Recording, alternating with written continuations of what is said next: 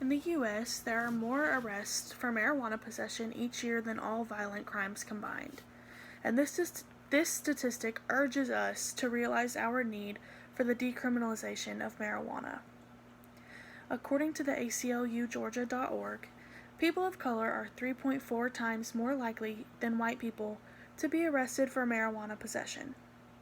Racial injustice is a huge issue when it comes to marijuana.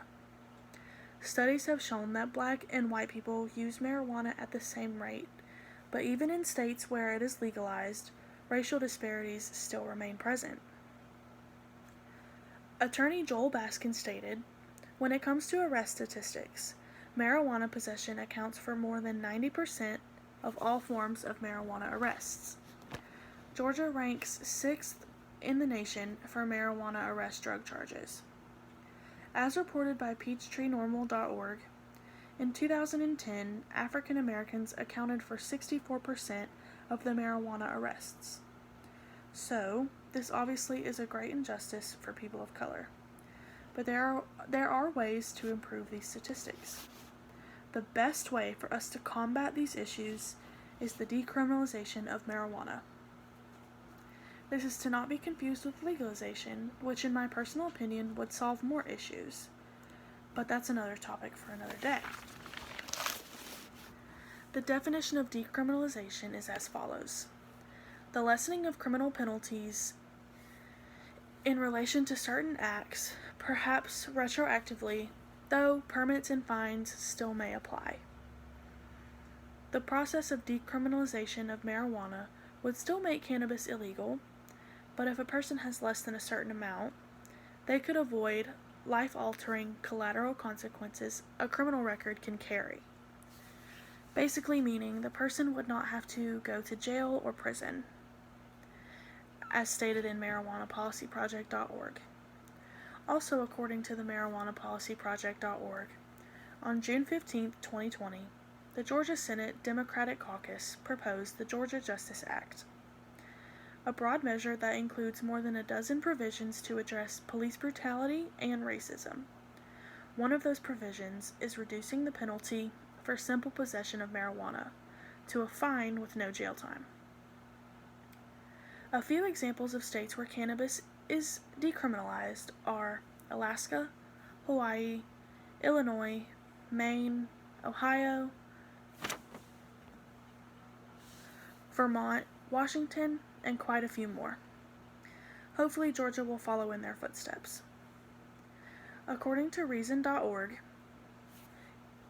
in Washington state, which legalized marijuana for recreational use in 2013, the number of low-level court filings for marijuana fell by 98% between 2012 and 2013.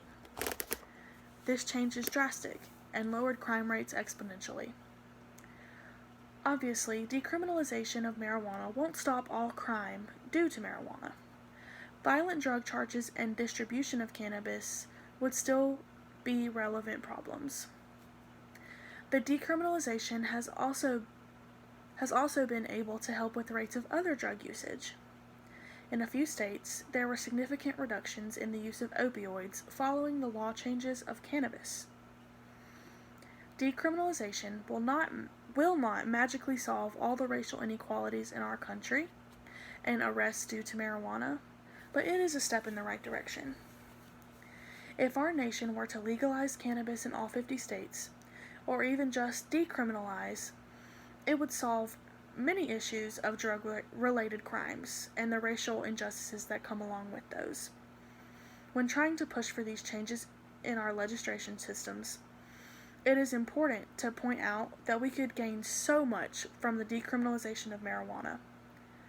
Not only would we improve drug crimes and inequality, we could tax marijuana heavily and legalize it, and that could help our economy tremendously. According to Congress.gov, the MORE, or Marijuana Opportunity Reinvestment and Expungement Act, which was sponsored by Representative Gerald Nadler and was introduced in 2019. It is bipartisan legislation that removes marijuana from the Controlled Substances Act thus decriminalizing the substance at the federal level and enabling states to set their own policies. According to normal.org. Normal.org goes on to say the act would also make several other important changes. For example, it permits physicians affiliated with the Veterans Administration to make medical marijuana recommendations to qualifying veterans. And it incentivizes states to move ahead with expungement policies that will end the stigma and lost opportunities suffered by those with past low-level cannabis convictions. The bill is to be voted on this year after the November elections. The Marijuana Opportunity Reinvestment and Expungement Act being passed would be incredible for our country, and I urge you to speak up, research, and hope for the betterment of the United States of America.